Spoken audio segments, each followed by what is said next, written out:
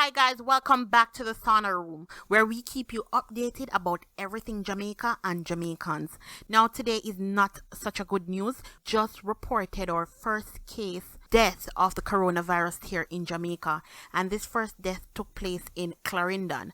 But let's jump into the story. Please remember to subscribe to the channel and give this video a thumbs up and turn on your post notification bell. Panic has frozen the southern Clarendon community of Cornpea settlement near Lionel Town following reports that one of its residents, a Jamaican, is the first patient to die from coronavirus. The 79-year-old male, whose name is being withheld, returned recently from New York. He has an history of diabetes and hypertension. A resident of his Clarendon community, who asked to remain anonymous, told the Gleaner a short while ago that since news of his death, some corner shops have closed. She also said that operators have started to disinfect their shops with bleach. The woman said that residents have also intensified their cleaning of their homes. But at her house, she said her family members remain at home unless they must go out. In the meantime, the Ministry of Health says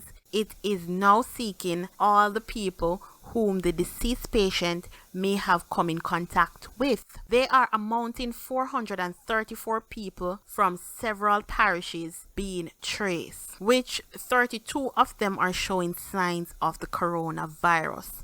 Now guys, this is getting very serious, so that means we should intensify our precautions to keep ourselves safe in this time of uncertainty. Guys, please remember to subscribe to the channel so we can keep up to date with each other. We can have information at our disposal to make us more equipped to take on whatever it is that is coming ahead. So subscribe to the channel and I will see you on the next video with another update.